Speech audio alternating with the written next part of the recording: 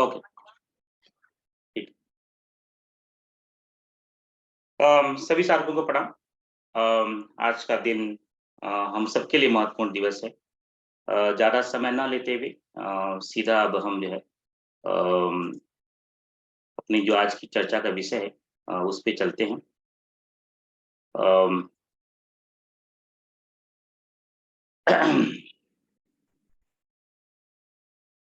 पहले ये समझना होगा कि हम सबको भाई उत्तरायण होता क्या है? उत्तरायण की साधना का इतना महत्व क्यों है? और ये साधना हमने क्यों शुरुआत करने की चेष्टा की? उत्तरायण एक ऐसा सनातन धर्म में बहुत सारी संधियाँ शास्त्र बताता है। उनमें से एक संधि है उत्तरायण संधि। उत्तरायण संधि में जब सूर्य नारायण उत्तर की दिशा में प्रवेश करते हैं, तब जो है देवताओं का जो है दिन होता है। जब वो दक्षिणायन में जाते हैं, तब जो है दैत्यों का दिन होता है। तो कहने का तात्पर्य ये है कि उत्तरायण में सतोगुण की मात्रा अधिक रहती है और तम गुण की मात्रा कम रहती है और दक्षिणायन में तमोगुण की मात्रा ज़्यादा रहती है और सत्वगुण की मात्रा कम रहती है। तो ये प्रश्न ये था कि हम साधना से उत्तरायण शुरू करेंगे। उत्तरायण से साधना क्यों शुरू करेंगे? सभी लोग साधना कर रहे हैं, प्रकट साधना कर रहे हैं, चंद्रायण कल्प साधना कर रहे हैं, नवरात्रि अनुष्ठान कर रहे हैं, अश्वमेध के अनुष्ठान है। लेकिन पिछले काफ़ी दिनों से ये मन में उलझन हुआ कि हम पिछले हमारे साथ में बहुत सारे भाई-बहन 3, 4 साल से जुड़े हुए हैं।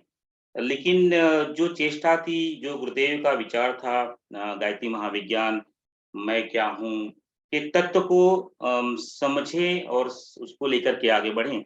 उसकी कहीं न कहीं कमी दिखाई दी।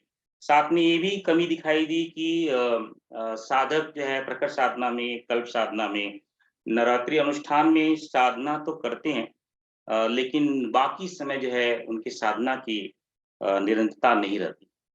तो इसी भाव से कैसे सभी साधकों के साथ में मिलकर के एक निरंतरता बनाई जाए, कैसे सभी लोग कम से कम जो है जो नियमित परम पूज्य गुरुदेव से जब दीक्षा ली थी, हमने यह संकल्प लिया था कि पहला संकल्प ये था कि परम पूज्य गुरुदेव मैं आपसे दीक्षा ले रहा हूँ।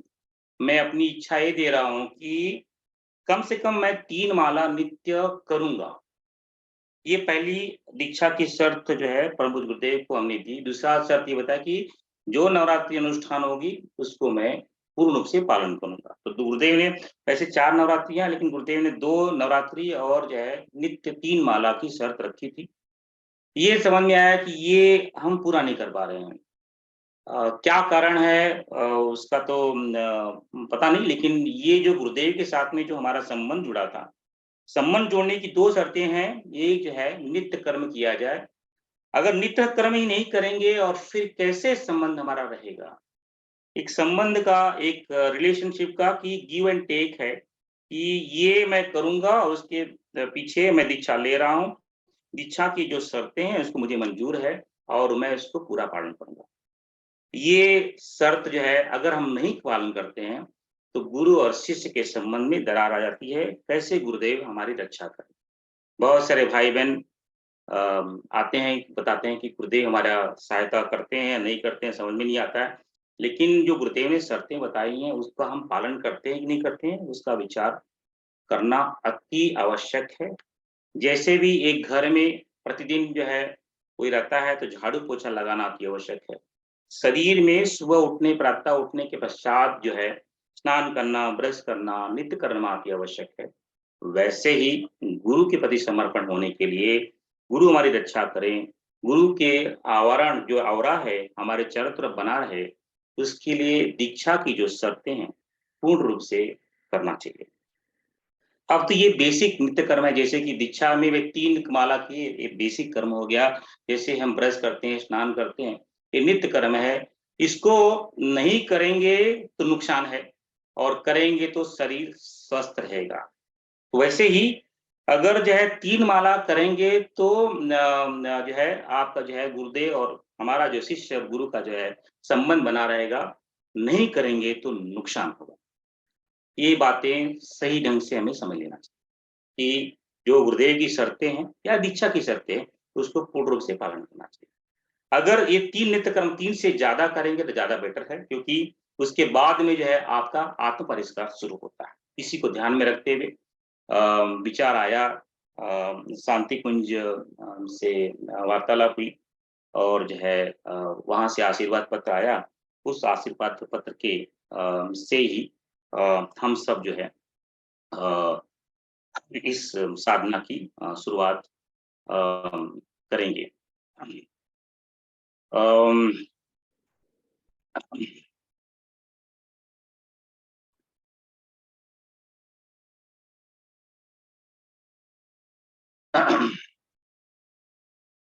तो पहला पत्र उदय में शांति कुंज से 2 पत्र आए। एक पत्र आया है कि चंद्रायण से चंद्रायण कल्प साधना का, जिसमें इदं गायत्री इदं नमः का साधना समूह बना है। ये 1 साल का प्रयोग हम लोग मिल के कर रहे हैं। इसमें हम सभी भागीदारी हैं। इसमें सभी का उत्तरदायित्व उतना ही है जितना मेरा है।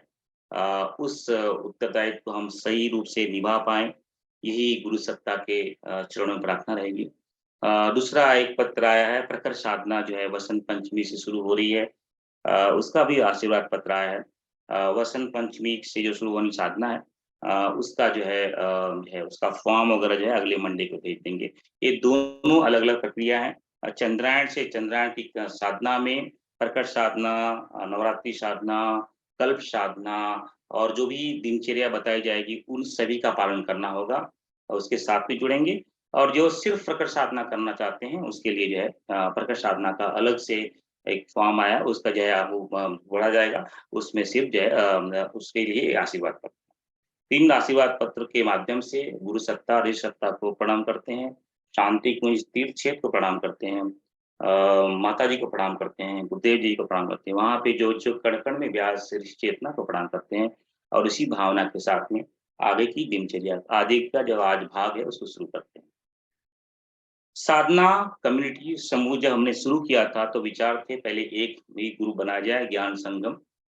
लेकिन आस्ते-आस्ते गुरु प्रेरणा से 5 ग्रुप के भाव आए और लेकिन जब उन्हें फॉर्म बना के भेजा तो उसमें दिखा कि भई बहुत सारे साधक जो हैं, बहुत दिनों से जुड़े हुए हैं, फिर भी उनका नित्य साधना नहीं हो पाती है और बहुत सारे साधक नए साधक हैं।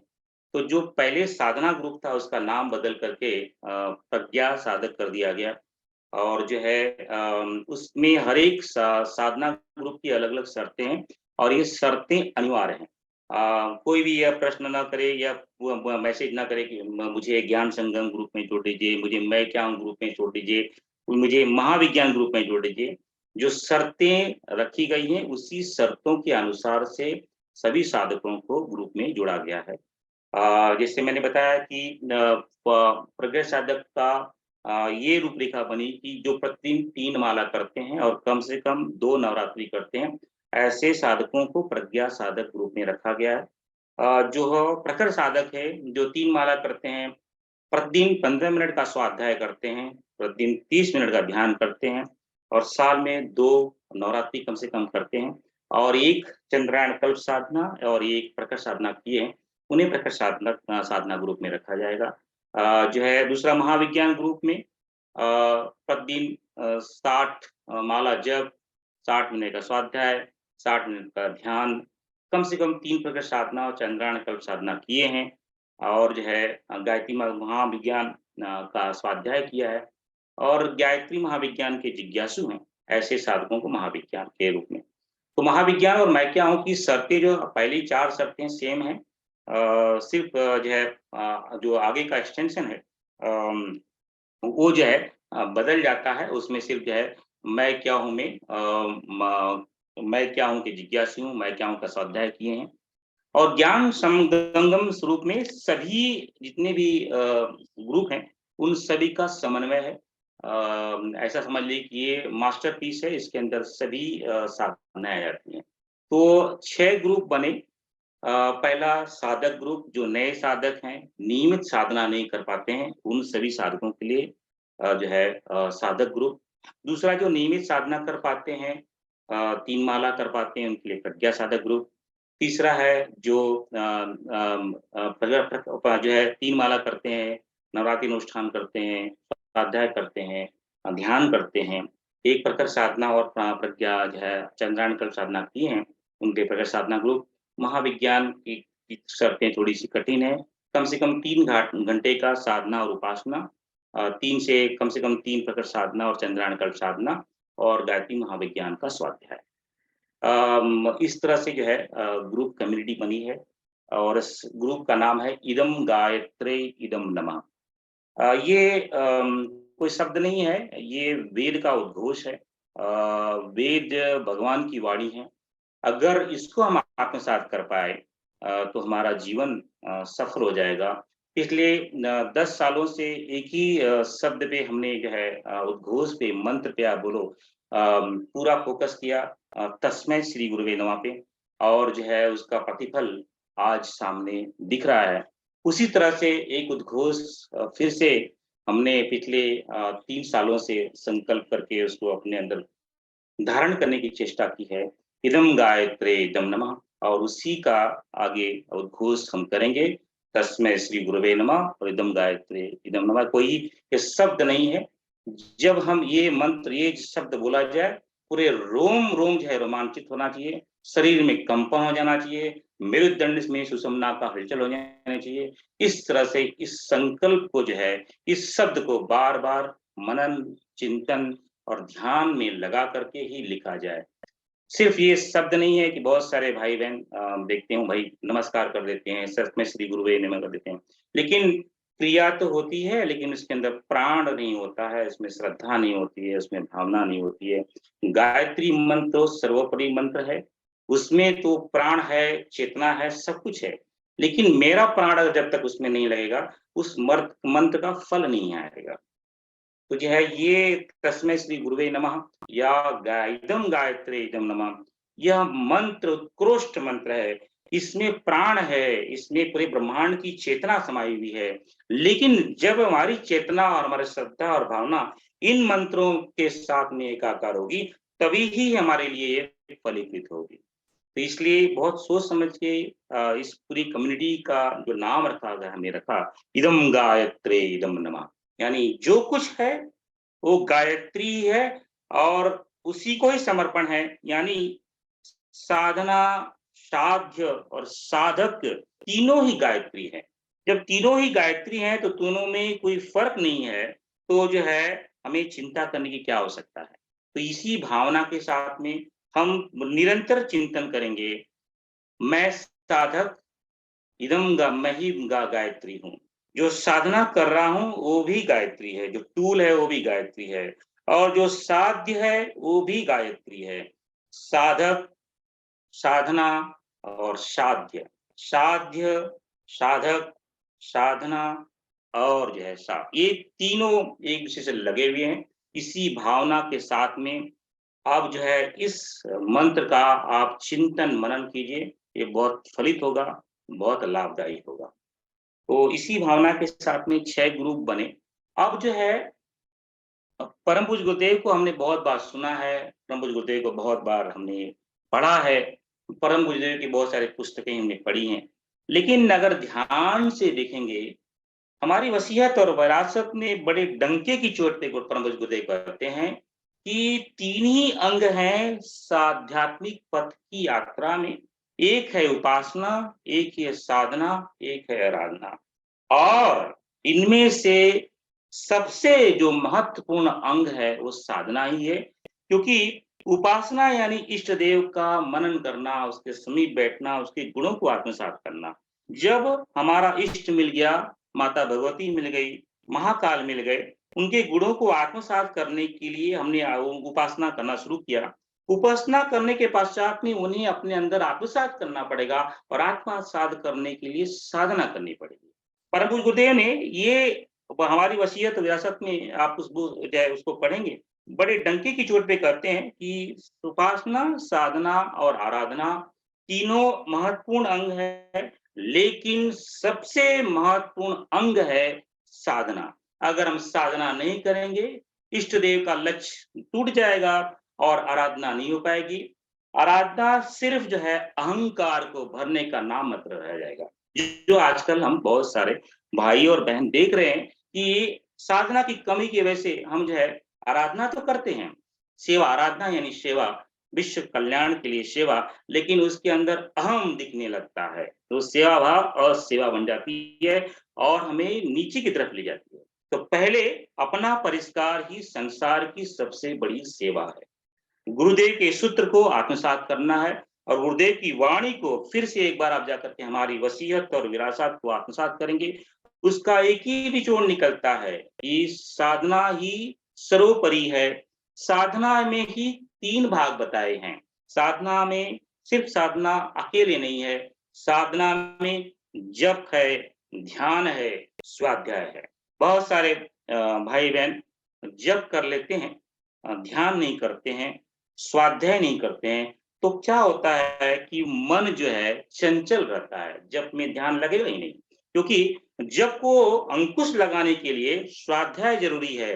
जब तक स्वाध्याय नहीं होगा, जप ठीक से नहीं होगा और जब जप ठीक से नहीं होगा और फिर ध्यान नहीं होगा। जप, ध्यान और स्वाध्याय एक तीनों कड़ी हैं, ये साथ में चलते हैं, ये अकेला कोई नहीं चलता। जैसे कि जब कोई व्यक्ति चलता है तो दोनों पैर साथ में चलते हैं।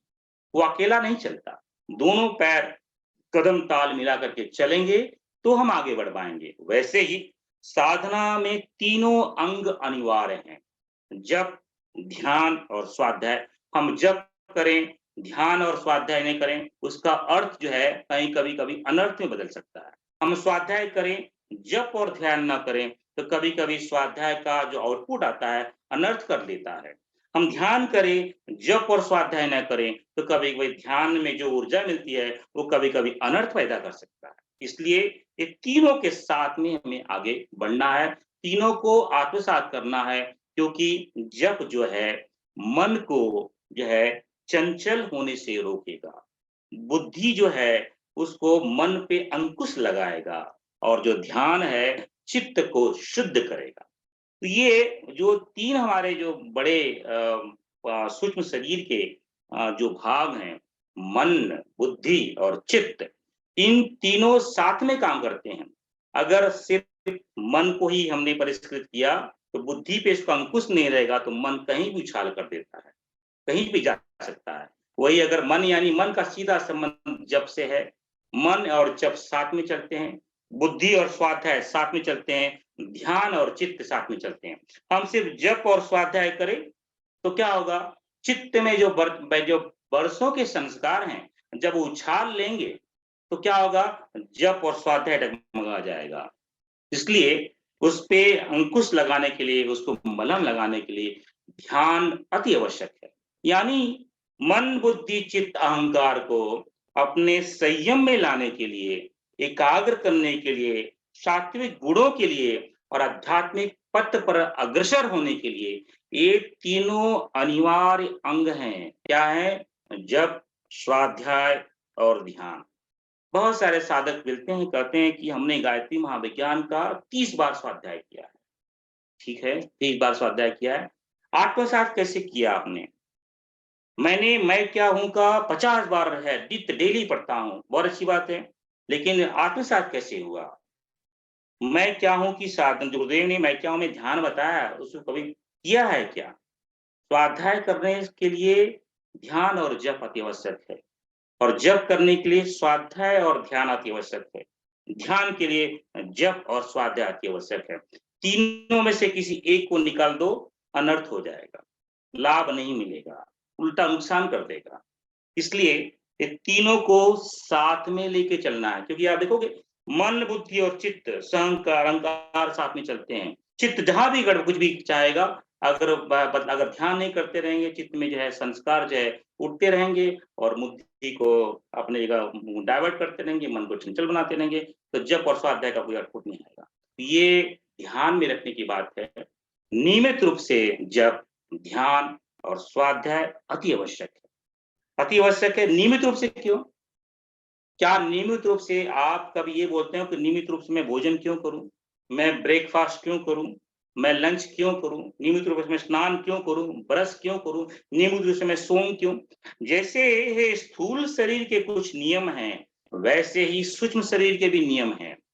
ये जब तक उसपे मन, बुद्धि और चित्त को खुराक नहीं मिलेगी, यानी जब स्वाध्याय और ध्यान का उसपे एक मलहम पट्टी, झाड़ू पोछा नहीं होगा, तब तक ये आपको विचलित करते रहेंगे, त्रास देते रहेंगे, परेशान करते रहेंगे।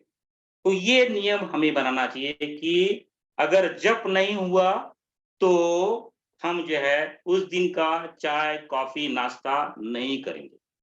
अगर ध्यान नहीं हुआ, तो उस दिन का लंच नहीं करेंगे। अगर स्वाध्याय नहीं हुआ, तो उस दिन का डिनर नहीं करेंगे। अगर स्वाध्याय नहीं तो डिनर नहीं, ध्यान नहीं तो लंच नहीं, और जो है जप नहीं तो चाय, कॉफ़ी, नाश्ता नहीं।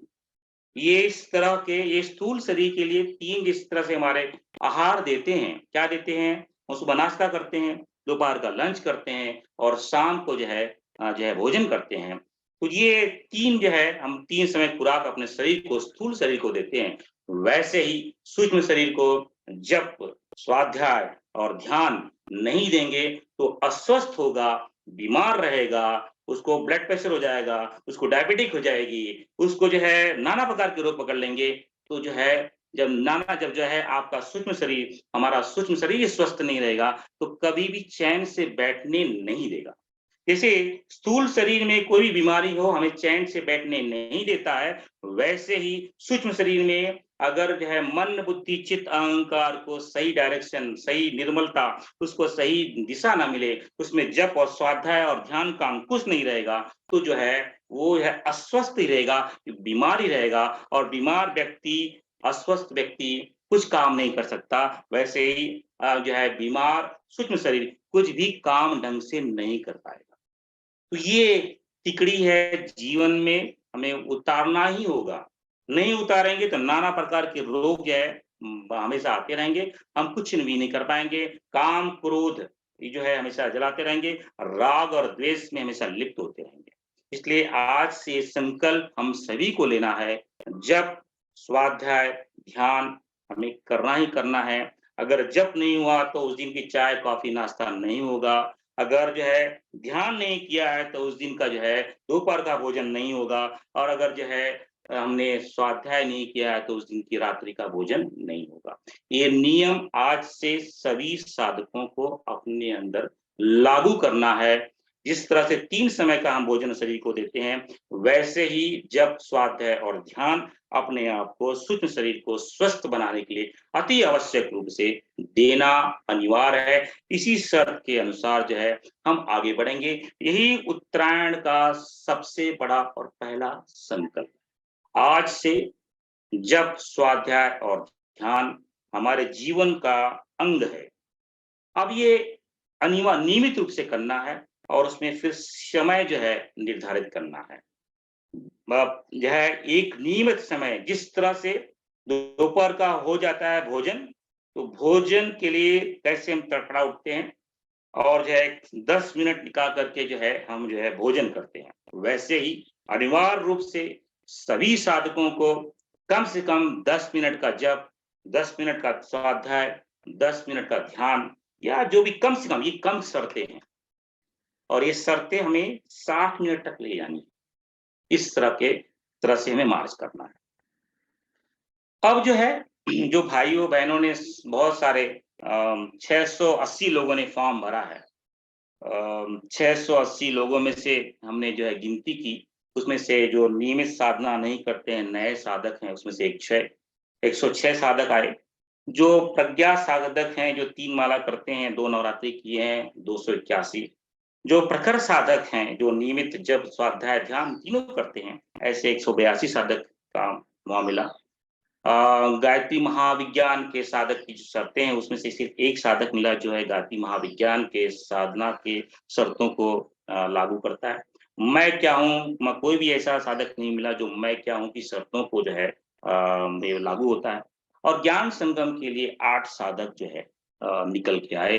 अब जो है इन्होंने फॉर्म भरा है कि भई मैं तो प्रतिदिन 6 घंटा 60 मिनट ध्यान करता हूँ, 7 मिनट जप करता हूँ, 7 मिनट का स्वाध्याय करता हूँ। मैंने 3 प्रकार साधना की है, मैंने 3 चंद्रग्रहण कल्प साधना की है, मैं गायत्री महाविज्ञान का स्वाध्याय किया हूँ, मैं क्या हूँ का स्वाध्याय किया हूँ। इसी आधार पे ज्ञान संगम साधक जो है 8 लोग मिले। मैं सभी लोगों से अभी तक बात नहीं कर पाया हूँ, सिर्फ जो है बहुत क्योंकि संख्या बहुत ज़्यादा है इसलिए बात नहीं कर पाया, लेकिन जो है मैं आस्ते-आस्ते इन सभी साधकों से बात करने की चेष्टा करूँगा। अभी सिर्फ गिनती के लोगों से साधकों से बातचीत हो पाई है। यह कोई जानकारी लेने या कोई जो है अपने को ऊपर और नीचा दिखाने की बात नहीं है। ये तो अपने आप को साक्षी भाव से आगे बढ़ाने की क्रिया है।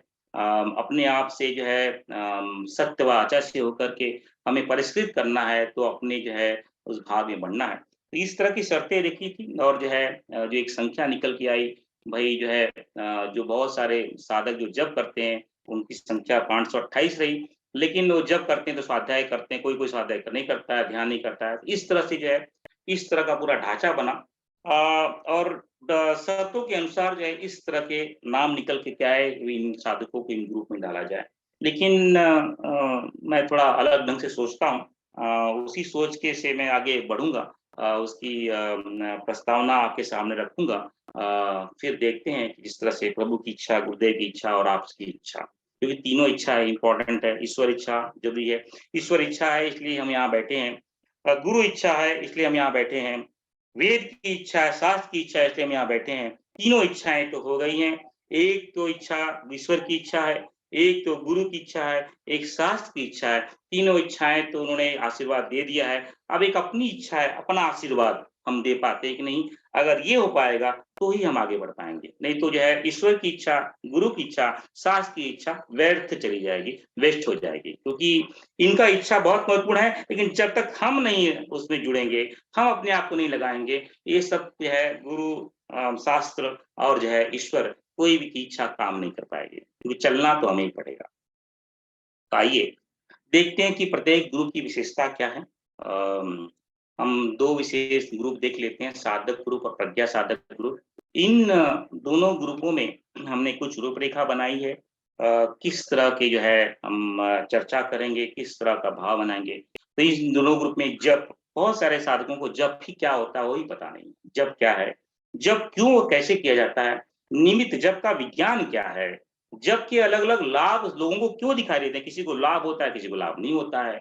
जप और माला का समन्वय क्या है? कौन-सी माला, क्यों माला, कैसे माला, इनका क्या है? जप की मर्यादा क्या है? जप में वैखरी, मध्यमा, परा और प्रशंति वाणी का कैसे समन्वय होता है? जप और चालीसा का क्या संबंध है? ग जप और गायत्री मंत्र लेखन का क्या जप है संबंध है? जपा, अजपा और सोहम जप क्या है? ये अल्टीमेट है। जप की अंतिम प्रक्रिया जो है जपा, अजपा है और सोहम साधना है। तो ये इन सब की चर्चाएँ जो है सभी ग्रुप में जो है हम करेंगे और उसके पश्चात अनुष्ठान क्या है? ऋषियों ने अनुष्ठान क्यों बनाया है? अनुष्ठान और संधि काल का क्या संबंध होता है? त्रिसंध्या क्या होती है? पक्ष संध्या क्या होती है? ऋतु संध्या क्या होती है? ग्रहण संध्या क्या होती है? अहम संध्या क्या होती है? सूर्यकलन संध्या क्या होती है? युग संध्या क्या होती है? अश्वमेध अनुष्ठान क्यों और कैसे करना चाहिए? इन सभी अनुष्ठानों की चर्चा की जाएगी। जैसे ये संध्या बड़ा महत्वपूर्ण है। आज समय हमें नहीं मिल पाएगा आध्यात्मिक कैलेंडर की चर्चा करने के लिए उसका वीडियो बना के डाल देंगे, उसमें बड़ी डिटेल में इन सब की चर्चा की है। लेकिन एक कहानी के रूप में मैं आपको बताना चाहता हूँ। शास्त्र एक कहानी बताता है कि एक कालचक्र नाम का राक्षस था, उसने बड़ी तपस्या की, ब्रह्मा जी की। ब्रह्मा जी प्रसन्न हुए और बोले क्या वरदान चाहिए?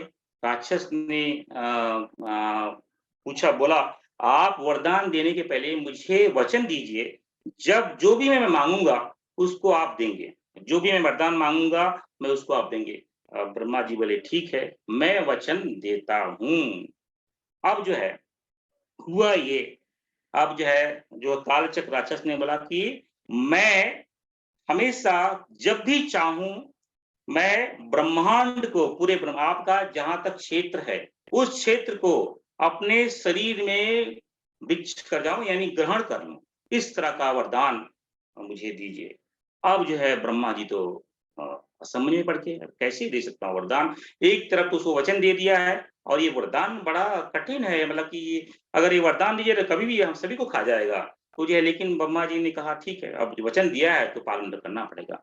वही ब्रह्मा जी ने कहा ठीक है, आप जो है पूरे ब्रह्मांड मेरी जहाँ तक सृष्टि है, उस सृष्टि को आप भक्ष्य कर सकते हैं, लेकिन वह समय जो है उस समय सूर्य ना हो और तारेगण ना हो। उस समय सूर्य और तारेगण ना हो। उस समय जो है आप जो है पूरे जो है ब्रह्मांड को और जहाँ तक मेरी सृष्टि की रचना है, उसको आप जो है अपने शरीर में धारण कर सकते हैं। और वो जो है राक्षस बड़ा प्रसन्न हुआ और वहाँ से चला गया। अब सीधा ब्रह्मा जी वहाँ से सीधे कैलाश में आए।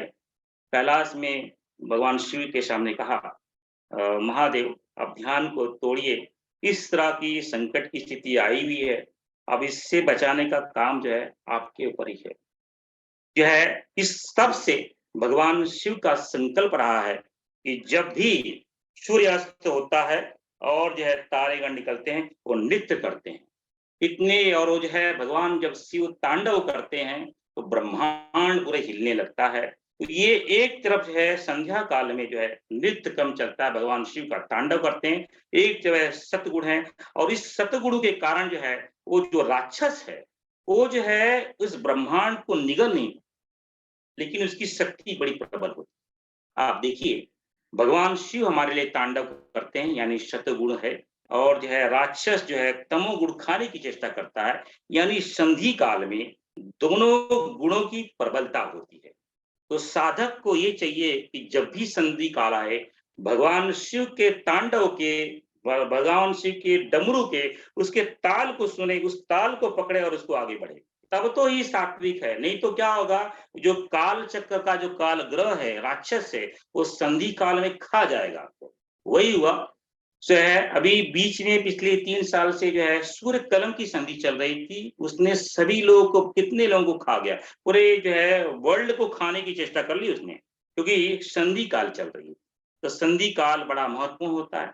हर संधि काल में इस तरह के काल जो है सतगुण और तमगुण जो है टकराते हैं और उस टकराव में हमें सत्य का पक्ष लेना चाहिए, सत्य के साथ में खड़ा रहना चाहिए और उसमें जो भी साधनाएँ की जाती हैं, बड़ा लाभदायी होती है और उससे क्या होता है नेगेटिव तत्व जो है हमारे पे हावी नहीं हो पाते हैं। इसलिए इन सभी संध्याओं का बड़ा महत्वपूर्ण इसकी चर्चा जो है आध्यात्मिक कैलेंडर में डिटेल में करेंगे। फिर आध्यात्मिक पर्व हैं, बहुत सारे हमारे पर्व हैं, लेकिन बहुत सारे कुछ आध्यात्मिक हमारे ऋषियों ने उपहार के रूप में आध्यात्मिक पर्व दिए हैं। गुप्त नवरात्रि, राम नवरात्रि, शक्ति नवरात्रि, वसंत महापर्व, महाशिवरात्रि, होली पूर्णिमा, रामनवमी, हनुमान, ये सब नाम नहीं है। ये जो है ये आध्यात्मिक का संगम है, आध्यात्मिक पर्व है।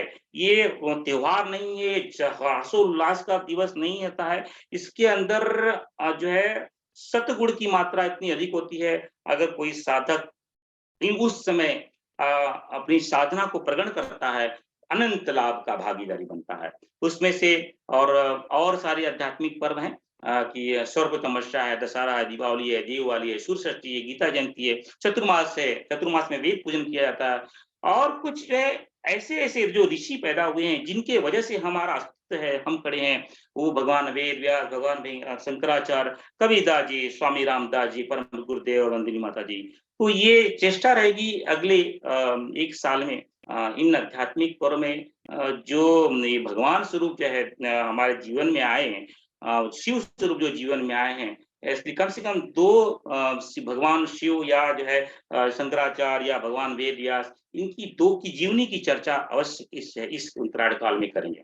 और बाकी के जो है त्योहार है, पर्व है उसके बारे में उस दिन क्या वंदना करनी चाहिए, किस तरह का श्लोक बोलना चाहिए, हम पिछले 3 साल से हम लोग डालते आ रहे हैं और आगे भी डालते रहेंगे और उसके बारे में बताते भी रहेंगे। अश्वमेध हम सब के लिए बड़ा महत्वपूर्ण जो है समय इस साल का है।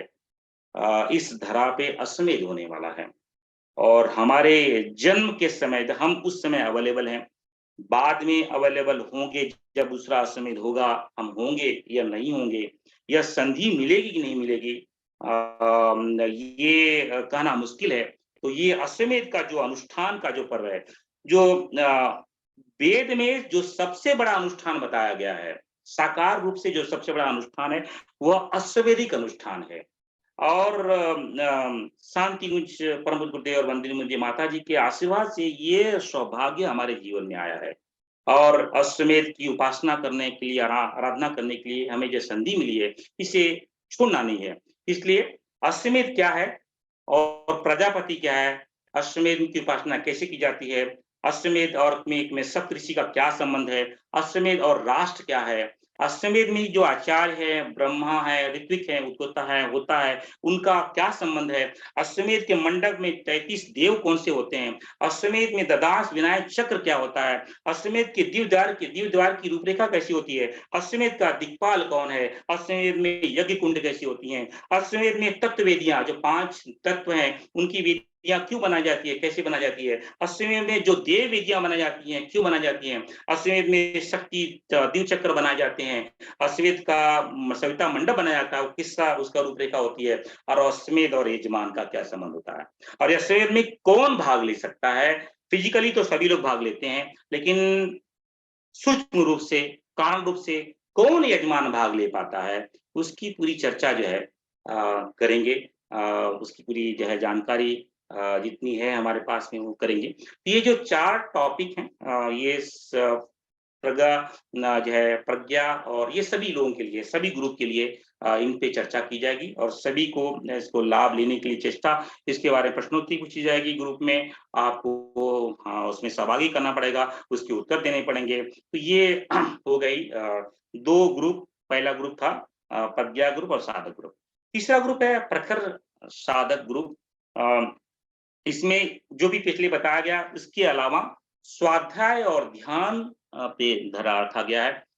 पहले तो यही पता है कि हमें स्वाध्याय कैसे करना चाहिए, क्यों करना चाहिए, वही नहीं पता है हमें तो। स्वाध्याय के 5 जो अंग है, पठन, पाठन, मनन, चिंतन और ध्यान, यही नहीं पता होगा तो स्वाध्याय कुछ नहीं आएगा, स्वाध्याय को उपन्यास नहीं है। किसका स्वाध्याय करना चाहिए, ये भी हमें पता नहीं है।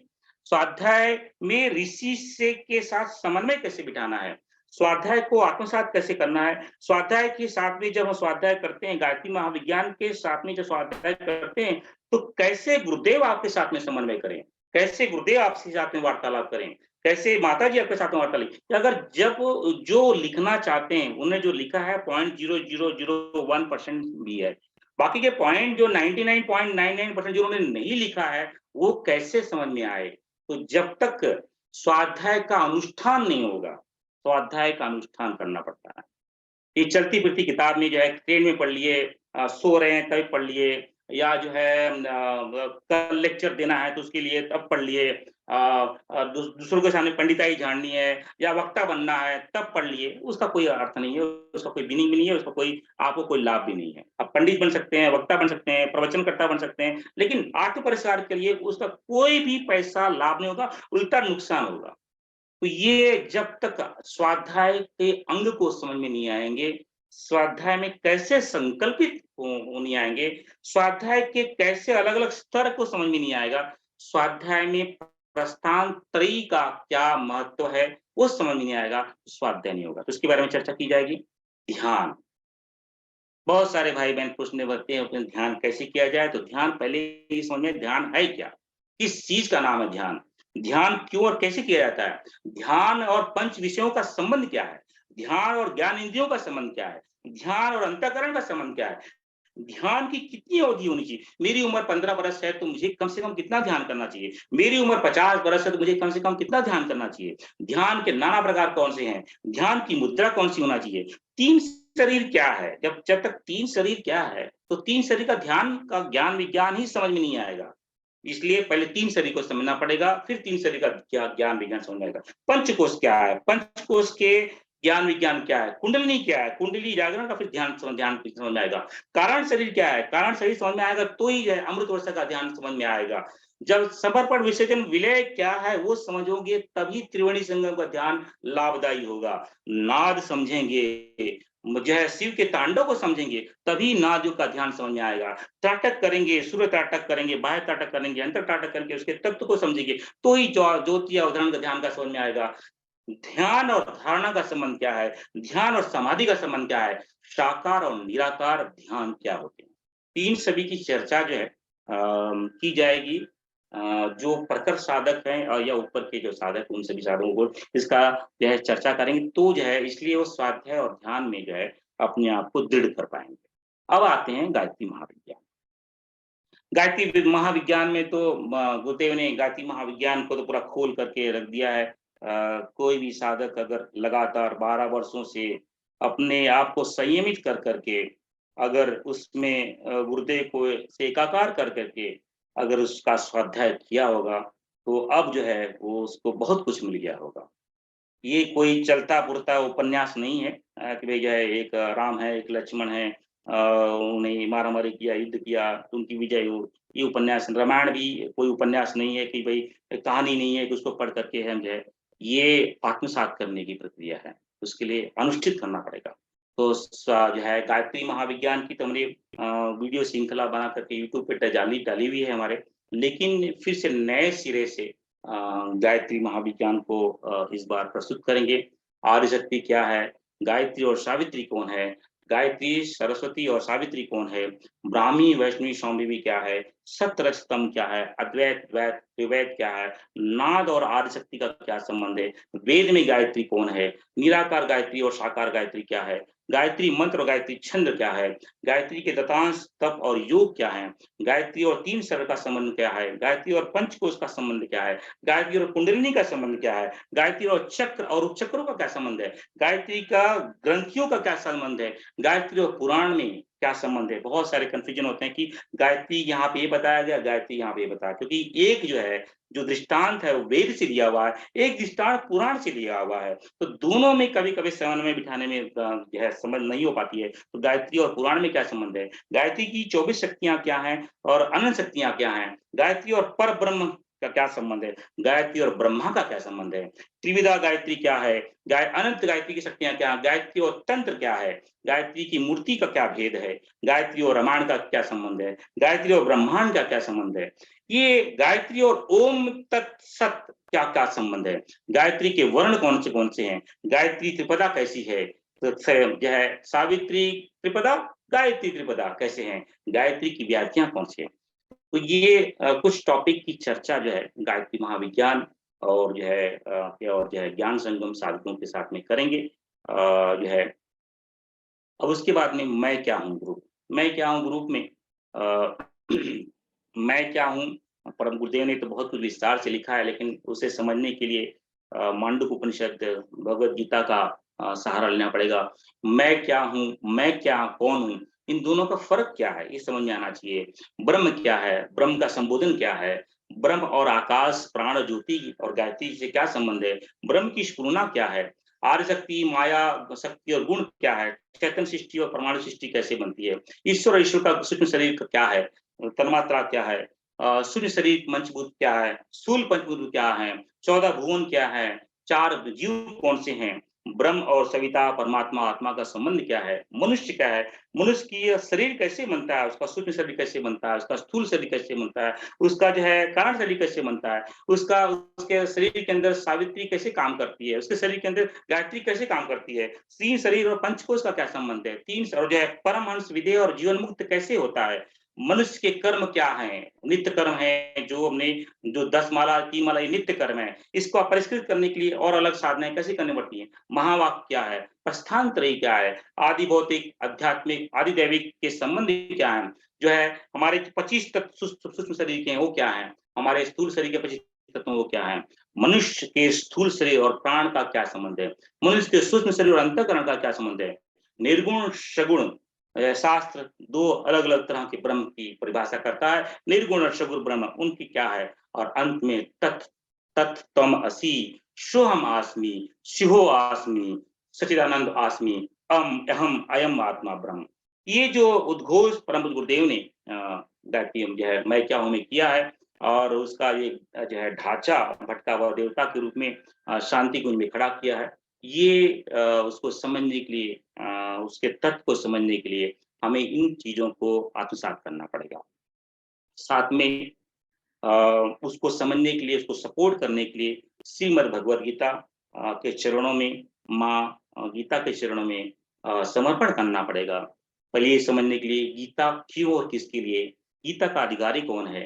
गीता का साक्षी क्या है? गीता का सूत्रधार और सूत्रकार कौन है? गीता में प्रवृत्ति मार्ग और निवृत्ति मार्ग में के बारे में क्या बताया गया है? गीता का भाष्य और टीका किसने किया है? गीता के आचार्य कौन है? और गीता की शुरुआत में मंगलाचरण क्यों करना चाहिए?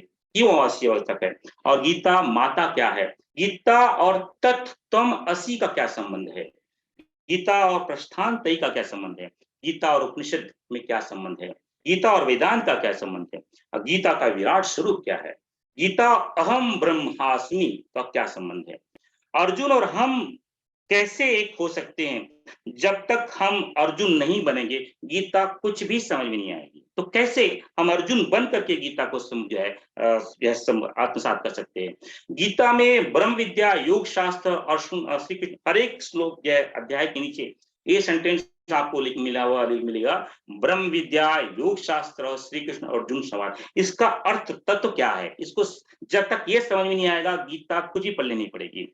सर्वश्रेष्ठ नर के बाद जो है अर्जुन ने 43 शंकाएं भगवान नारायण के सामने रखी हैं। उस 43 शंकाओं का समाधान प्रभु ने भगवान ने कैसे किया है? उसको जो है जब उसका जो है एक सीधा आंसर जो है हम भगवान के मुख से, तो सर्वश्रेष्ठ नर के 43 शंकाएं और भगवान नारायण के जो है समाधान। और इस तरह से जो है बाकी के सभी 18 अध्यायों का जो तत्व का निचोड़ क्या है, इन सब की चर्चा जो है हम जो है श्रीमद् भगवद गीता में के चर्चा में करेंगे। अब जो आता है ज्ञान संगम ग्रुप, इसमें जितने भी हमने पहले बताए वो सब के साथ में उपनिषद के बारे में विस्तार से चर्चा की जाएगी। वेद क्या है? वेद अपौरुषेय कैसे हैं? वेद खंड क्या है? वेद व्यास कौन है? उन्होंने व्यास क्यों किया वेद का? वेद की परंपरा क्या रही है? वेद में संहिता, ब्राह्मण, अरण्यक, उपनिषद का क्या संबंध है?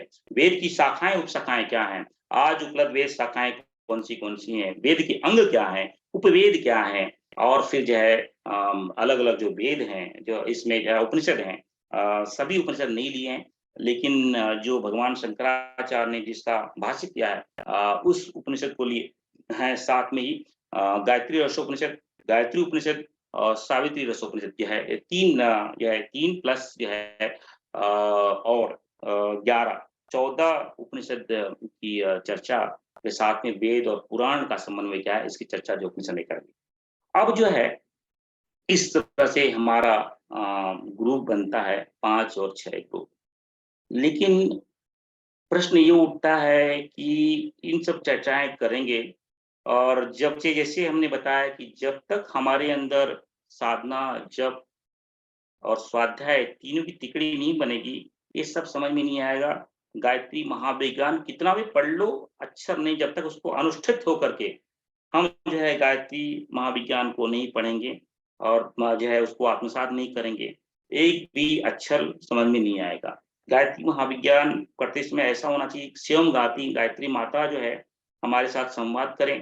गायत्री महाविज्ञान पढ़ते समय ऐसा होना चाहिए कि स्वयं जो उसके रचयिता हैं, परम पूज्य गुरुदेव, वो जो है स्वयं बुखार बिंदु से अपने हमें इसको बताएं, बेटा इसका अर्थ ये होता है। उस तरह का जब तक एकाग्रता नहीं बनेगी, तब तक जो है गायत्री महाविज्ञान समझ में नहीं आएगा और उसके लिए अनुष्ठित होना पड़ेगा। उसके लिए नियमित जो है 10 माला, 1 घंटे का जप, 1 घंटे का ध्यान, 1 घंटे का स्वाध्याय करना पड़ेगा। जब तक ये तीनों नहीं होंगे, बहुत सारे भाई-बहनों ने मुझे मैसेज किया, भैया मुझे गायत्री महाविज्ञान या ज्ञान संगम ग्रुप में ही जोड़ना, बाकी जगह मत जोड़ना। आपने मुझे ये वाले ग्रुप में जोड़ दिया। कृपया करके आप जो है उसकी एसेंस को समझें। आपको वक्ता और पंडित और या प्रवचन करना बनना है तो इस ग्रुप से जुड़ने की जरूरत नहीं है। वो जो है गायत्री महाविज्ञान पढ़ा हुआ है, मैं क्या पढ़ा हुआ है और वेद उपनिषद पे बहुत सारे जो है चर्चाएं जो है यूट्यूब पे मिल जाएंगी, उसको सुन लीजिए, सब समझ में आ जाएगा। लेकिन सचमुच अगर उसको आत्मसात करना है, तो जो 3 शर्तें जो बताई गई हैं कि नियमित जप, नियमित ध्यान और नियमित स्वाध्याय, 1-1 घंटे का जब तक नहीं करेंगे, ये सिर्फ छिलका समझ में आएगा। जैसे-जैसे साधना बढ़ती जाएगी, अनुष्ठान बढ़ते जाएगा, वैसे-वैसे ये स्वरूप समझ में आने लगेगा। तो बहुत चिंतन मनन करने के पश्चात ये समझ में आया कि जितने भी साधक हमारे साथ में जुड़े हुए हैं, उन सभी को इनसे वंचित ना किया जाए। उन सभी को एक साथ में लेके चला जाए। भले ही वो नियमित साधना कर पाते हैं, नहीं कर पाते हैं, उनको मोटिवेट करके, उनको अगर अनियमित साधना कर रहे हैं तो पहले नियमित बनाया जाए। तो जो है वो साधक ग्रुप से जो है प्रज्ञा साधक यानी नियमितता में आ जाएँगे, और जैसे-जैसे नियमितता बढ़ती जाएगी, वो प्रखर साधक ग्रुप में आ जाएँगे, और प्रखर साधक ग्रुप से जो है हम आगे की यात्रा जो सब लोग साथ में एक साथ में करेंगे। साथ में चले हैं, तो एक-दूसरे का ध्यान रखते हुए हम साथ में ही कदम मार्च करेंगे। लेकिन कठिन मार्ग है, अगर लगता है हम नहीं कर पाएँगे तो बात अलग है, लेकिन जो भी साधक करना चाहेंगे, उन सब से प्रार्थना रहेगी साधना में नियमितता लेके आइए। तो आज से ही 20 मिनट का जप, 20 मिनट का स्वाध्याय, 20 मिनट का ध्यान करना शुरू कर दिए, बिना कोई नागा किए। जिस तरह से हम सुबह का नाश्ता करते हैं, जिस तरह से सुबह का जो है दोपहर का भोजन करते हैं, जिस तरह से जो है हम जो है शाम रात्रि का भोजन लेते हैं, वैसे ही जप, स्वाध्याय, ध्यान को नियमित कीजिए। अगर जिस दिन नियमित नहीं हो पाता है, उस दिन का भोजन त्याग दीजिए। उससे क्या होगा, ये नियमितता बनेगी। जप नहीं किया है तो चाय, कॉफ़ी, नाश्ता नहीं करेंगे। स्वाध्याय नहीं किया है तो रात्रि का भोजन नहीं करेंगे। ध्यान नहीं किया है तो दोपहर का भोजन नहीं करेंगे। सीधे सिंपल रूल लगा दीजिए। और उत्तरायण आज का महत्वपूर्ण दिवस, जब सभी ऋषि यह भूमंडल में आते हैं। ये होता है, शास्त्र कहता है, बहुत सारे ऋषि कहते हैं कि ऋषि सप्ताह सप्तऋषि जो हैं 1 महीने पूर्व, उत्तरायण के पूर्व जो है 1 महीने पूर्व जो है वो जो है अपने लोक में चले जाते हैं, और उसमें भूमंडल बिना वो ऋषि का रहता है। और 1 महीने के बाद में उत्तरायण को जो है भूमंडल में आते हैं, तो उनका संरक्षण प्राप्त होता है। जब वो आते हैं तो बड़ा ऊर्जा लेके आते हैं, तो उस ऊर्जा को हम लाभ लेकर के जो है आज से जो है अपने आप को जप, स्वाध्याय और ध्यान में उन सब ऋषियों को प्रणाम करते हुए, माता अरुंधति को प्रणाम करते हुए, परम पूज्य देववंदिनी को, माता जी को प्रणाम करते हुए, आज से अपने आप को नियमित करें। और आगे चल कर के नियमितता को बढ़ाते जाएँ। इस 20 मिनट के जप, स्वाध्याय, ध्यान को 30-30 मिनट तक लेके जाएँ। बीच में जो है गुप्त नवरात्रि आ रही है 22 तारीख को, और 26 तारीख को 40 दिवस की प्रकट साधना आ रही है। इसमें भाग लेंगे तो क्या होगा, सीधा आप जो है 6-6 घंटे की उपासना, गायत्री उपासना में आ जाएँगे। और उसके बाद में आप देखोगे कि चैत्र नवरात्रि वो आ रही है 22 मार्च को, और रामनवमी आ रही है। तो हमने जो है ये 75 डेज़ यानी 2.5 महीने का एक रूपरेखा रखी है। 2.5 महीने में जितने भी साधक अनियमित हैं, वो नियमित बन जाएँ, और प्रखर साधना के रूप में अपने आप को स्थापित कर लें। तो ये 15 जनवरी से लेकर के 30 मार्च तक, इसके अंदर जो है एक गुप्त नवरात्रि है, एक प्रत्यक्ष नवरात्रि है, एक जो है 40 जीवन की साधना है। इस सब में भाग लेते हुए और नियमित रूप से 1 घंटे का जप, 1 घंटे का स्वाध्याय, 1 घंटे का ध्यान करते-करते कम से कम नियमित में जो है 180 मिनट, 3 घंटे का अगर नियमित रूप से करते आएँगे, तो ये सभी साधक जो है प्रखर साधक बन जाएँगे, और हम सब की यात्रा साथ में शुरू हो जाएगी। तो ये इस तरह का जो एक ऊपर का हम सोचे कि भई सभी लोग जो हैं जुड़े हैं, आज से संकल्पित होकर के अपने आप को 1 डेढ़ 2.5 महीने का समय है। मतलब 75 डेज़ में अपने आप को जो है इस आप कदर तक लेके आएँ कि प्रतिदिन जो है जप जो है 1 घंटे का हो रहा है, स्वाध्याय 1 घंटे का हो रहा है, ध्यान 1 घंटे का हो रहा है, और फिर से जो है हम सभी लोग जो है उस ज्ञान संगम के ग्रुप के लिए अपने आप को जो है स्थापित कर पाएँगे, प्रकट साधना में हो जाएँगे। तो इस तरह का भाव आया है। अब आप पे निर्भर करता है कैसे लेना चाहते हैं। अपनी अब अगले 1 साल की दिनचर्या कैसी होगी? बड़ा स्पष्ट है। जो भी साधक उत्तरायण से उत्तरायण के लिए संकल्पित होना चाहते हैं, अभी हम अंत में संकल्प लेंगे, लेकिन मैं बता देना चाहता हूँ कि ये उत्तरायण से उत्तरायण की ये शर्तें हैं। आपको एक प्रखर साधना, उत्तरायण की साधना में एक प्रखर साधना करनी पड़ेगी, 1.25 लाख का 40 दिवस का, जो बसंत पंचमी शुरू होगी और होली पूर्णिमा तक चलेगी। और उसमें प्रतिदिन आपको 6 घंटे का समय लगेगा, प्रतिदिन 6 घंटा आपको देना पड़ेगा। राम नवरात्रि शुरू हो रही है जो है गुड़ी पड़वा के दिन मार्च में, वो भी, इसमें भी 24,000 का अनुष्ठान लेने होगा और उसकी अवधि 10 दिनों की होगी। उसके अंदर भी आपको प्रतिदिन 6 घंटे का जो है समय देना पड़ेगा। कल्प साधना जो है गुरु पूर्णिमा से चलेगी और जो है या पूर्णिमा, अगली पूर्णिमा तक जाएगी। उसमें भी 1.25 लाख का अनुष्ठान, उसकी अवधि 30 दिन की रहेगी। उसमें प्रतिदिन आपको 6 घंटे देना पड़ेगा। शक्ति नवरात्रि आएगी नवरात्र जो है अक्टूबर के टाइम पे, उसमें भी 24,000 का संघर्ष अनुष्ठान करना पड़ेगा। उसकी अवधि 10 दिन होगी, प्रतिदिन जो है आपको 6 घंटे देना पड़ेगा। इस तरह से 90 दिन के अंदर 3 लाख का अनुष्ठान और उसके अंदर 540 घंटे अनिवार्य रूप में आपको जो है रखना पड़ेगा। तो ये उत्तरायण की पहली शर्त, उत्तरायण से उत्तरायण की साधना की पहली शर्त है। दूसरा है, हमारे जीवन में अश्वमेध फिर से आए या ना आए, इसलिए जितने भी साधक उत्तरायण से उत्तरायण में भाग ले रहे हैं, उन सभी साधकों को कम से कम जो है 4 अश्वमेधिक अनुष्ठान, लघु अनुष्ठान करने पड़ेंगे। जो है आप पूरे कैलेंडर ईयर में 4 ऐसे 9-10 दिन निकाल लें, 4-4 या जो है हमारे भाई बहनों ने जो है 9-9 दिन की श्रृंखला बनाई है।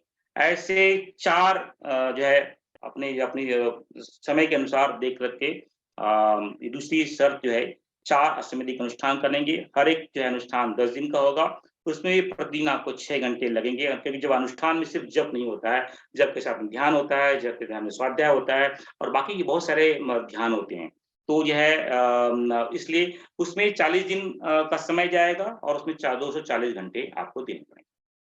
और बाकी के जो समय बचते हैं, अब 90 दिन तो हमने प्रकट साधना, राम नवरात्रि और कल्प साधना कर ली और शक्ति नवरात्रि के 90 दिन इसमें चले गए और अनुष्ठान के 40 दिन चले गए, तो 130 दिन हो गए और 360 दिन होते हैं, तो 230 दिन बच जाएंगे आपके पास में और हम सभी के पास में। और उन 230 दिनों में 1 घंटे का जप, 1 घंटे का स्वाध्याय और 1 घंटे का ध्यान, एक प्रतिदिन करना पड़ेगा। इसके अनुसार आपको जो हमें 2,30,000 अनुष्ठान होंगे। अश्वमेध में आपके हमारे 1 लाख अनुष्ठान होंगे। इस तरह से टोटल मिला करके हम जो है 360 दिन में, 1 साल में 6,30,000 का अनुष्ठान करेंगे और 1,470 घंटे कम से कम जो है मैं के परिष्कार के लिए देंगे। ये उत्तरायण की पहली शर्त है और अंतिम शर्त है, उत्तरायण से उत्तरायण की साधना में भाग लेने वालों। इसलिए संकल्प मैंने अंत में रखा है, ताकि आप अपने आप को बांध सकें, भाई मैं कर पाऊंगा या कर पाऊंगी कि नहीं। और तीसरा, थोड़ा और चर्चा कर लेते हैं। सभी के पास में भगवान ने 360 दिन दिए हैं, 24 घंटे की अवधि दी है, यानी साल में सभी के पास में 8,640 घंटे हैं। उसमें से मान लीजिए कि प्रति व्यक्ति जो है 8 घंटे नित्य कर्म के लिए डालता है, तो जो है 360 दिन में 2,880 जो है उसके नित्य कर्म में, सोना, उठना, ब्रश करना, टॉयलेट में जाना, स्नान करना, उसमें निकल जाते हैं। जीविका चलाने के लिए मान लीजिए, क्योंकि जो है 360 दिन तो जीविका चलाने के लिए काम नहीं करता है, 300 दिन काम करता है, क्योंकि हफ्ते में 52 वीक होते हैं, तो हफ्ते में कम से कम 1 या 2 छुट्टी होती है। तो 300 दिन जीविका चलाने के लिए प्रत्येक दिन अगर 10 घंटे देता है, तो 3,000 घंटे जो है आपके जो है जीविका चलाने के लिए जाता है। तो समाज और परिवार के लिए हमारा कोई दायित्व बनता है, तो प्रत्येक दिन आपने 3 घंटा निकाल लिया, तो 1,080 दिन जो है घंटे जो है आपका समाज और परिवार के लिए चला गया। अब शेष 8,640 भगवान ने उपहार दिया है, उसमें से जो है अगर ये सब निकाल दें, नित्य कर्म का निकाल दें 3,000, लगभग 3,000, जीविका जो है 3,000 निकाल लें, समाज परिवार के लिए 1,000 निकाल लें, तो भी हमारे पास में 1,680 घंटे हमारे लिए शेष रह जाता है। और हमारी शर्त कितनी है? 1,470 घंटे की।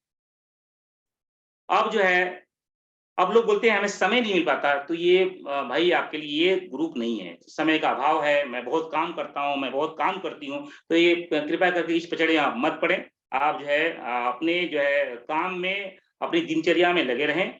बड़ा स्पष्ट है, जो अपने ही लिए काम नहीं कर सकता और दूसरों के लिए क्या काम करेगा? सिंपल सा लॉजिक है।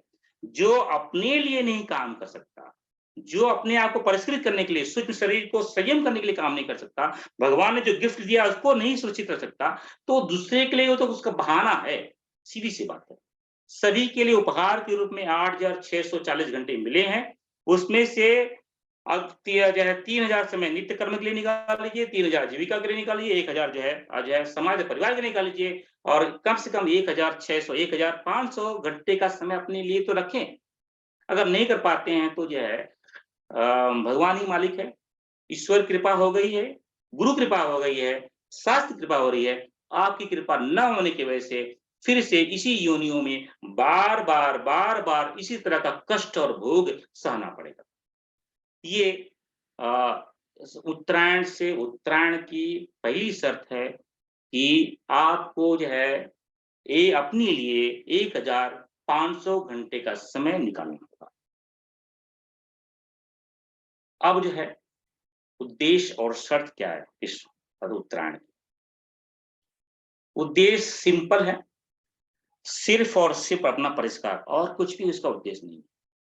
उत्तरायण से उत्तरायण में कम से कम 15 घंटे 1500 घंटे का समय एक साल में देना, अनुष्ठान के समय 6 घंटे की साधना और उपासना, बाकी के दिनों में 3 घंटे की साधना और उपासना, 3 घंटे में अनिवार्य रूप से समान रूप से जप, स्वाध्याय और ध्यान करना। ऐसा ना हो किसी जप करें, हम ध्यान ना करें, ध्यान करें, स्वाध्याय न करें। अनिवार्य रूप से जो है जप, स्वाध्याय तीनों की तिगड़ी को लेके साथ में चलना और जो है अपना कोई भी राग, 2 ही महत्वपूर्ण चीज़ है। केशव ने 2 ही चीज़ बताई है, राग और द्वेष और शास्त्र भी वही कहता है, राग और द्वेष। यही हमारे 2 परम शत्रु हैं। एक राग वाला है और द्वेष के बहुत सारे, राग के बहुत सारे पुत्र-पुत्रियाँ हैं और द्वेष के बहुत सारे पुत्र और पुत्रियाँ हैं। तो कम से कम 1 साल में ये करें कि भई हमारा एक राग और कम से कम एक दोष का हम परिमार्जन करें। उसको जो है परिष्कृत करें, उसको अपने जीवन से लुप्त करवा दें। तो ये राग और द्वेष ही सभी प्रॉब्लम की जड़ है और उद्देश्य ये है अपने आप को कल से बेहतर बनाना। ये उद्देश्य है और इस ग्रुप की शर्त क्या है? बड़ी सिंपल सा है, ग्रुप में जो प्रश्न की चर्चा है उसमें अनुराग से भाग लेना, प्रकट साधना, राम नवरात्रि, शक्ति नवरात्रि, कल्प साधना में अनिवार्य सहभागिता करना, 4 अश्वमेधिक अनुष्ठान है, उसके लिए संकल्पित होना। अनुष्ठान के समय कठोर नियम के पालन के साथ में गायत्री और योग और तप को हमने आत्मसात करना। बाकी के समय भी कर सके तो अच्छी बात है, लेकिन बाकी इसमें भोजन, वाणी, स्पर्श इत्यादि का पालन कर पाए तो अति उत्तम है। लेकिन ध्यान रखिए, भोजन ही बड़ा गड़बड़ करती है, वाणी ही बड़ा गड़बड़ करती है, दूसरों का स्पर्श, दूसरों को स्पर्श बड़ा गड़बड़ करती है। तो इन बातों का अगर पालन कर पाएँ तो अति रूप से करना। और जो भी अगर कोई प्रश्न पूछना है तो सिर्फ अध्यात्म के जिज्ञासु के रूप में प्रश्न पूछें। नहीं वो मेरी बेटी का शादी नहीं हो रहा है, मेरा ये हो रहा है, मेरे पैर दुख रहे हैं, इस प्रमोशन के लिए कौन-सा जॉब करूँ? कृपया करके ये मैं उसका अधिकारी भी नहीं हूँ, इस तरह का कोई भी प्रश्न ना करेंगे और मैं ना उसको मैं एंटरटेन करूँगा। सिर्फ अध्यात्म के जिज्ञासु के रूप में अपने आप को कैसे परिष्कृत करें, यही प्रश्न हो, वही प्रश्न करेंगे और सिर्फ़ मैसेज करेंगे। मैं फ़ोन किसी का उठा नहीं पाऊँगा और फ़ोन किसी का लूँगा भी नहीं। सिर्फ़ जो है मैसेज करना है और कृपया करके बहुत सारे भाई-बहन जो है आज हमने यहाँ ये शक्तिपीठ में ये काम किए, यहाँ पे मैंने आज ये बाँट दिया और ये बहुत-बहुत बधाई और इतना सारा मैसेज भेज देते हैं, कृपया करके ऐसे मैसेज ना भेजें। सिर्फ़ साधना संबंधित मैसेज रहे, वही भेजें। और अगर आप इस ग्रुप में जुड़ना चाहते हैं कि आपको अगर समय का अभाव है, तो इस ग्रुप्स में संकल्प में ना करें और फिर आप जानकारी के लिए जो जुड़ रहे हैं, तो भी इस ग्रुप से ना जुड़ें, कोई फ़ायदा नहीं होने वाला है। ये शर्तें हैं इस ग्रुप की। अब जो है मैंने रूपरेखा बता दी, दिनचर्या बता दी कि क्या है शर्तें। अब जो है आपको लगे कि अगले 1 साल तक मैं 1500 घंटे दे पाऊँगा। और जो है प्रकट साधना, कल्प साधना, 2 नवरात्रि साधना, 4 अश्वमेधिक अनुष्ठान कर पाऊँगा और नित्य जो है 1 घंटे का जप, 1 घंटे का ध्यान, 1 घंटे का स्वाध्याय कर पाऊँगा। अगर ऐसी दृढ़ संकल्प मन में बन रहा है, अपने एक कम से कम एक राग और एक द्वेष पे काम कर पाऊँगा, ऐसा दृढ़ संकल्प उठ रहा है, गुरु का बल मिल रहा है, अपनी अपनी जो है सहमति बन रही है, अंतःकरण में ज्वाला फूट रहे हैं, तभी इस संकल्प में को लें, अन्यथा इस संकल्प से आप जो है ड्रॉप हो सकते हैं। आइए आपके सामने आपके आप जहाँ बैठे हैं दीपक है, तो दीपक को प्रज्वलित कर लें और जो है दीपक प्रज्वलित करके उसमें जो है हम जो है आधा आँख बंद करके आधा आँख खुली रहेंगी। उस दीपक को देखना है। उस दीपक में हमें आप जब तक मैं कुछ बोल रहा हूँ, तो आप लोग जो है दीपक प्रज्वलित करना शुरू कर दें। जो है उस दीपक में परम पूज्य गुरुदेव, वंदनीय माताजी, सविता देवता, दादा गुरु, गायत्री माँ, हरिद्र शक्ति, शांति कुंज का पूरा भंडार जो है आपको उसमें दीपक में दिखाई दे रहा है। उस दीपक के अंदर ही अपने आधी आँखें आँखें बंद नहीं करना है, जब ये आँख थक जाए तो बंद कर लेना, फिर लेकिन जो है उसमें त्राटक करते हुए जो है हम लोग कुछ श्लोक बोलेंगे। उस श्लोक को आप मन ही मन दोहराएँ और अपना ध्यान जो है आपके सामने जो समक्ष है, गुरु स्वरूप, ज्योति स्वरूप, ब्रह्म स्वरूप, शिव स्वरूप, मंदिनी माता स्वरूप जो है, ऋषि स्वरूप जो है, दीपक है, ये अखंड दीपक जो है जो शांति कुंज में दीपक है, उसी से एकाकार करते हुए हम जो है अब जो है आज की साधना के लिए संकल्पित होंगे। दीपक सामने जल गया है, तो आप आराम से शांत चित्त से बैठ जाएँ। जो शर्तें बताई हैं, उस शर्तों को मनन चिंतन करते हुए ऋषि सत्ता, गुरु सत्ता, आदि शक्ति हम सबको आशीर्वाद दें, उसका संरक्षण करें और हमें बल दें। इसी भावना के साथ में जो है दीपक को देखते हुए हम जो है आधी आँखें खुली, आधी आँखें बंद, ध्यान जो है दीपक में परम पूज्य गुरुदेव के रूप में। सर्वेऽपि सुखिनः सन्तु, सर्वे सन्तु निरामयाः, सर्वे भद्राणि पश्यन्तु, मा कश्चित् दुःखमाप्नुयात्। ॐ सहना भवतु, सहनौ भुनक्तु, सवीर्यं करवावहै, तेजस्विनावधीतमस्तु मा विद्विषावहै। ॐ शान्ति, शान्ति, शान्तिः। ॐ ब्रह्मानन्दं परमसुखदं केवलं ज्ञानमूर्तिं द्वन्द्वातीतं गगनसदृशं तत्त्वमस्यादिलक्ष्यम् एकं नित्यं विमलमचलं सर्वधि साक्षिभूतम् भावातीतं त्रिगुणरहितं सद्गुरु तं नमामि। ध्यानमूलां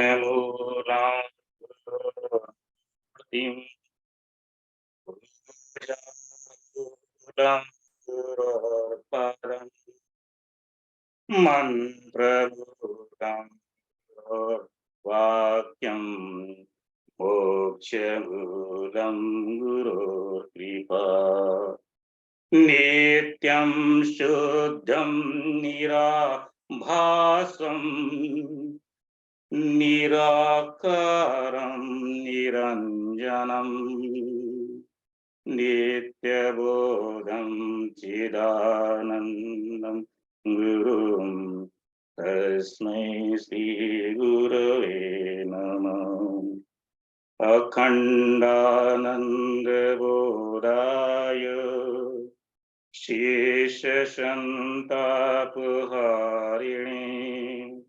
सच्चिदानन्दरूपाय तस्मै श्रीगुरवे नमः। गुरुर्ब्रह्मा गुरुर्विष्णु गुरुर्देवो महेश्वर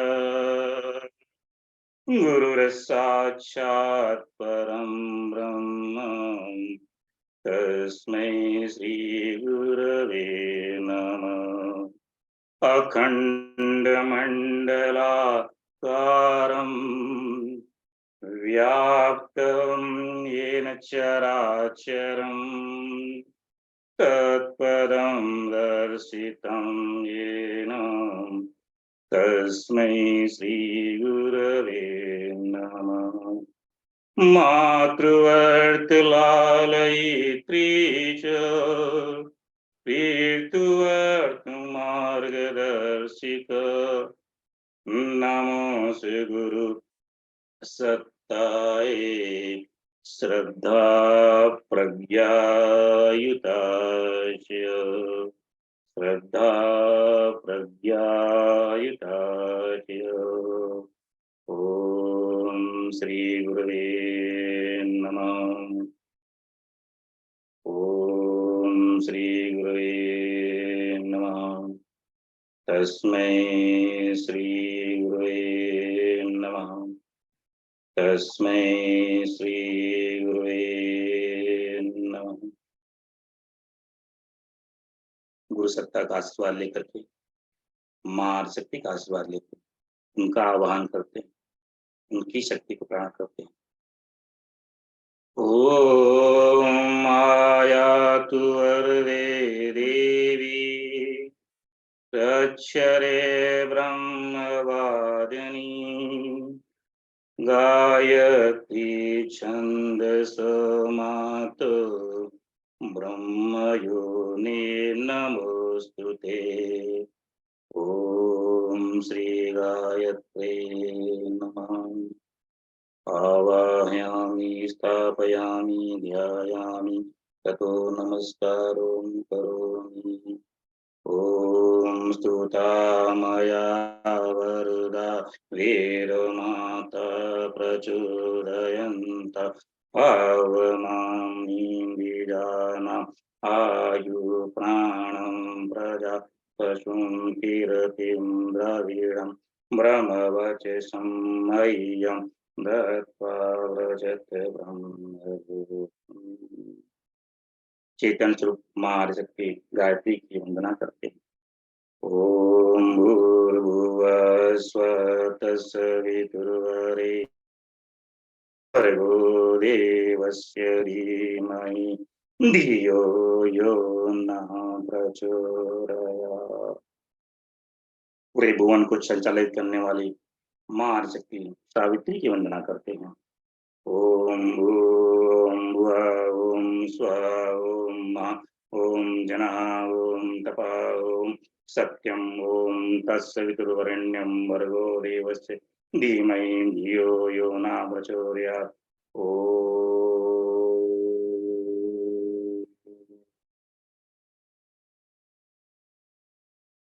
मां आदिशक्ति गायत्री और मां आदिशक्ति सावित्री की प्रार्थना करने के पश्चात जो निश्चेष के अंदर जो ज्योति पुरुष है, जो ब्रह्म है, जो शिव है, जो सविता है, उसको जो है प्रणाम करते हैं, उसको आह्वान करते हैं, उनका आशीर्वाद लेते हैं। ओम अग्निर्ज्योतिर्ज्योतिरग्निर्स्वाहा। ओम अग्निर्वर्चो ज्योतिर्वर्च स्वाहा। ओम सूर्यो वर्च ज्योतिर्वर्च स्वाहा। ओम सूर्यो वर्च ज्योतिर्वर्च स्वाहा। ओम ज्योतिर्सूर्य सूर्य ज्योतिर्स्वाहा। जो सविता देवता है, जो प्रत्यक्ष रूप से ज्योति स्वरूप में, प्रकाश स्वरूप में, कण कण में व्याप्त है, उसको प्रणाम करते हुए आगे यात्रा करते हैं। जो ज्ञान है, जो विज्ञान है, हम तक जो पहुंचाने वाले भगवान स्वरूप, शिव स्वरूप, ब्रह्म स्वरूप हैं, उन सभी को प्रणाम करते हैं। ओम नारायण को प्रणाम करते हैं, परम भव ब्रह्मा जी को प्रणाम करते हैं। वशिष्ठ जी को प्रणाम करते हैं, शक्ति जी को प्रणाम करते हैं, चाहे पराशर जी को प्रणाम करते हैं, भगवान वेद व्यास को प्रणाम करते हैं, भगवान सुखदेव जी को प्रणाम करते हैं, भगवान गौड़पाद जी को प्रणाम करते हैं, भगवान गोविंद पाद जी को प्रणाम करते हैं, भगवान शंकराचार्य जी को प्रणाम करते हैं और माता और पिता स्वरूप गुरु जी और वंदिनी माता जी को प्रणाम करते हैं। महाकाल और महाशक्ति को प्रणाम करते हैं। इन्हीं के आशीर्वाद से हम आगे की यात्रा शुरू करेंगे। ओम शंकरं शंकराचार्यं केशवं बादरायणं सूत्रभाष्यकृतो वन्दे भगवन्तो पुनः पुनः। ईश्वरोर्गुरुरात्मेति मूर्तिभेदविभागिने व्योमवन्द्व्याप्तदेहाय दक्षिणामूर्ते नमः। ॐ अखण्डानन्दवेदाय ईश्वरसन्तापहारिणे सच्चिदानन्दरूपाय तस्मै श्रीरामाय नमः। तस्मै मा भगवते नमः। तस्मै श्रीगुरवे नमः। तस्मै श्रीगुरवे नमः। तस्मै श्रीगुरवे नमः। ओम आदित्याय नमः। ओम सावित्र्यै नमः। ओम रवये नमः। ओम भानुवे नमः। ओम भास्कराय नमः। ओम दिवाकराय नमः। ओम ऋषिभ्यो नमः। सभी देवताओं को प्रणाम करते हुए उनको नमस्कार करेंगे। ओम सिद्धि बुद्धि सहिता श्री महागणापतये नमः। ओम लक्ष्मी नारायणाय नमः। ओम मां महाभैरवाय नमः। ओम सचिवृंदाभ्यो नमः। ओम चरण कमल चरण कमलभ्यो नमः। ओम कुल देवताभ्यो नमः। ओम माता पितृ चरण कमलभ्यो नमः। ओम ग्राम देवताभ्यो नमः। ओम स्थान देवताभ्यो नमः। ओम वास्तु देवताभ्यो नमः। ओम सर्वेभ्यो देवभ्यो नमः। ओम ब्राह्मणेभ्यो नमः। ओम सभी पृथ्वी नमः। जितने भी तीर्थ हैं, जितने भी क्षेत्र हैं, पंच महाभूत हैं, दिक्पाल हैं, वास्तुदेव हैं, उन सभी को प्रणाम करके आगे की दिनचर्या को आज हम शुरुआत करेंगे, उसका आशीर्वाद लेंगे। अब जो है आप मन ही मन संकल्प लीजिए, आपका नाम बोलिए, आपका गोत्र बोलिए और आप जो संकल्प ले रहे हैं, उस संकल्प में संकल्पित होते हुए जो आपने ब्रह्म स्वरूप, शिव स्वरूप, गुरु स्वरूप जो दीपक जलाया है, उसके ऊपर एकाकार करते हुए, उसमें ध्यान लगाते हुए, उस संकल्प को 1 मिनट का ध्यान लगाते हुए उस संकल्प को मन ही मन आप जो है दोहराएं।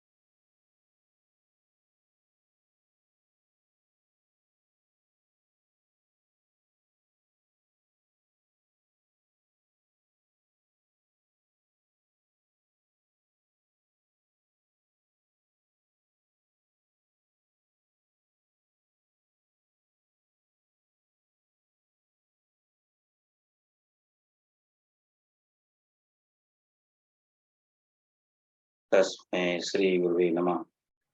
तस्मै श्री गुरुवे नमः। तस्मै श्री गुरुवे नमः। हम सबका संकल्प पूरा हुआ। अम, आइए हम सब शांति पाठ करते हैं। परम पूज्य गुरुदेव मंदिर महाराज जी के कक्ष में चलते हैं, उनके चरण पादुका में अपना ध्यान लगाते हैं और उनसे 3 शरीर के लिए प्रार्थना करते हैं और उनका आशीर्वाद ग्रहण करते हैं।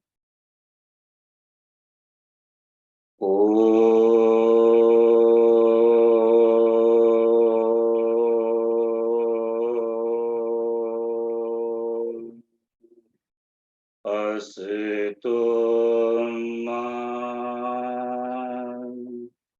सर्वमय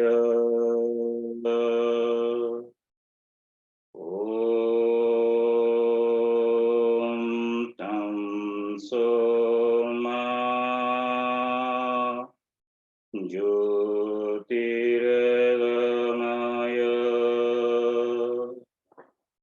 ॐ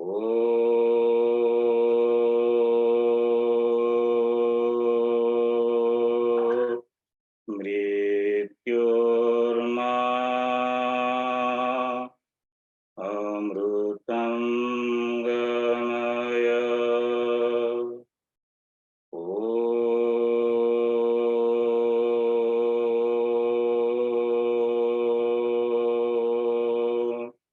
शांति शांति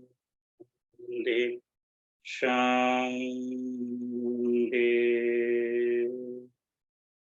आज की चर्चा में जो भी गलतियां हुई हैं सिर्फ और सिर्फ मेरी हैं।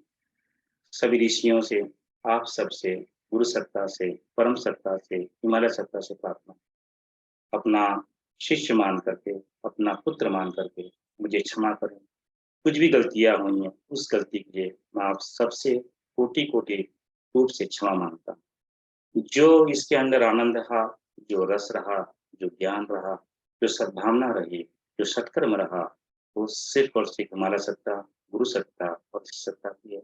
उन्हीं के चरणों में अर्पित है। तस्मै श्री गुरुवे नमः।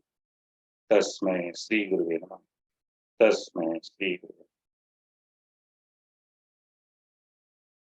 रिकॉर्डिंग को बंद कर देते हैं और कुछ 10 मिनट के लिए ओपन करते हैं कि साधक को कोई प्रश्न है।